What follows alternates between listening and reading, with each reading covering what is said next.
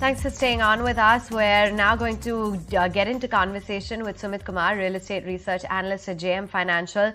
Thanks so much for joining in. And I just wanted to get an overall sense from you in terms of, the kind of trends that we're seeing within the entire real estate space.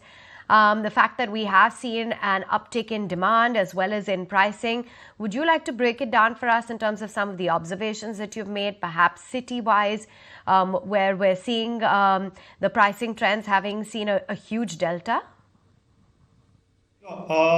First of all, good morning to Team ET Now and to all our viewers. And thank you for having me on the show.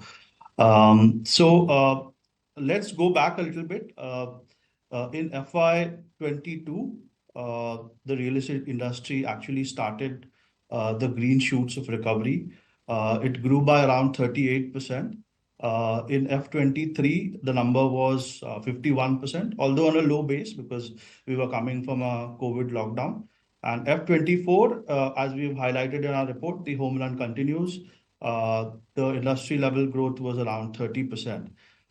This broken into two components. Volume growth was around 20% and price growth was around 10%. And this is for a pan-India level for the top 7 cities that we cover.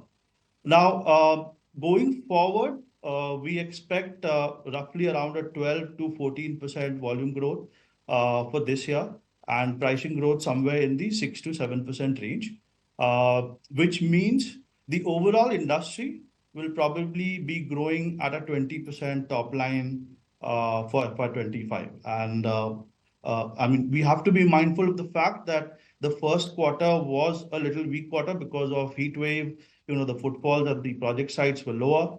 The election impact, the approvals didn't come through, and hence supply for the launches were muted, and hence obviously absorption took a hit as well. In that backdrop, I think a 20% growth looks robust. If you look at the market share gains of the listed or the tier 1 developers, that has continued last year, from a sort of the 15 top developers that we track, the pre-sales have grown at around a 42% kind of a number against a backdrop of a 30%. So this we expect will continue. And sort of overlaying the numbers in the past, we expect the developer universe, the top tier and the listed ones to probably do a 30% kind of a revenue growth. To come to the second part of the question, which is basically the cities, I think in terms of pricing, Delhi NCR has been at the top, followed by Hyderabad and then Bangalore. The overall price growth in the last 5 years, from CY19 to CY24, whatever we have seen, is roughly on a pan-India average of 40%, where Delhi is almost like 2x, so it's at the top of the pack. Then Hyderabad is somewhere around 1.8x. Mumbai is probably on the lower side at around 40%. It's close to the national average. So that has been the split. Volume growth-wise, I think we all know MMR is the largest market today in the country with around 40-45% share. The top market in MMR being Thane in terms of volume. And then you have Pune, Bangalore and Hyderabad to follow. Sumit, that exactly is the point, because, real estate is no more a region-specific story. And I'm talking only about the listed universe, because the mighty big players have all diversified. I mean, the Delhi players are now in Mumbai and Bangalore, and the Bangalore ones are now out here in Mumbai. And, it's becoming more of a pan-India story. So how is it that you figure out which realty stock to actually invest in? So I think this geographical expansion is a natural extension of your growth story. Obviously, you understand real estate is a very localized affair. The supply-demand dynamics vary across micro markets. Not even in the city, a South Central Mumbai can have a very different dynamic compared to Thane or Panvel. But I think there is sort of a space for each and every credible player out there. If you look at what's the market share of the top 25 developers today, it's around 20%. And this is the data that I'm quoting from Prop Equity. The number will range from 20 to 30, but the point is the organized segment is probably at 1/3 of the total market, and that's growing.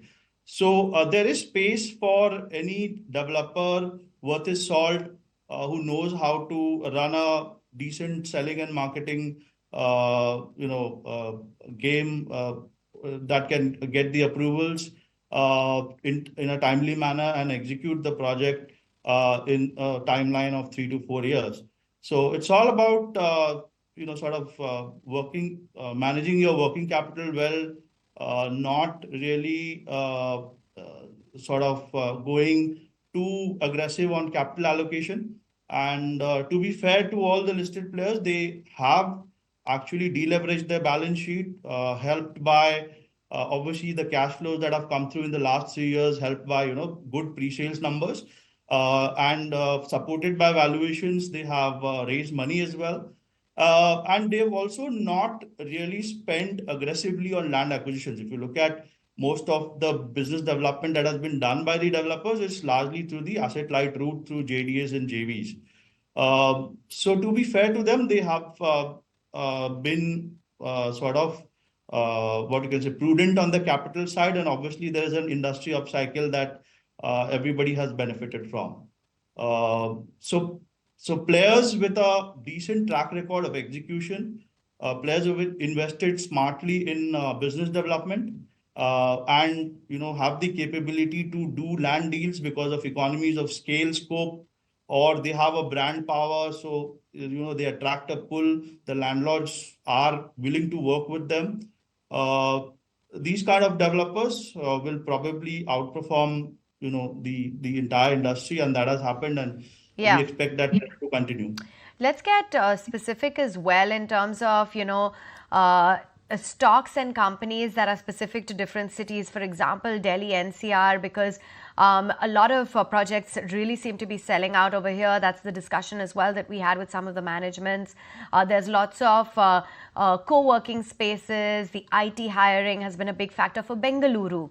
So for players like a Prestige Estates or other players that are dominant in that region, what's your outlook in terms of what could influence the price movement of some of these players? So I think it's in terms of the 4 asset classes that we generally classify real estate into, I think residential is doing the best today. Office still in a recovery mode, and retail, we've seen some growth in consumption that has moderated. Warehousing, obviously, from the highs that we saw in the COVID period, there's some bit of a sort of a muted environment right now. In terms of cash flows, I think the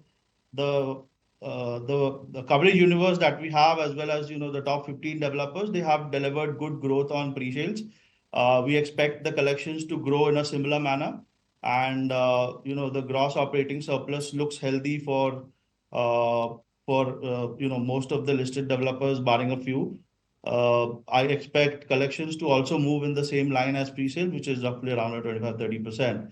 On the commercial side, it's still in sort of slow path to recovery, though we've seen certain players where the occupancies have started to move upwards of 90%. They'll take another 2-3 quarters to reach occupancies which were at the pre-COVID levels of around 95%. And that gives you a massive operating leverage from the flow of security deposits and the incremental rentals that come in. So that will also help. But from a listed coverage perspective, I think there are a few players that have a diversified profile, and you can also look at them to probably make a public market investment there. Great to have you on the show. Thank you so much for highlighting where is it that you see opportunity within the listed arena from real estate. In fact, we've been talking about as to how the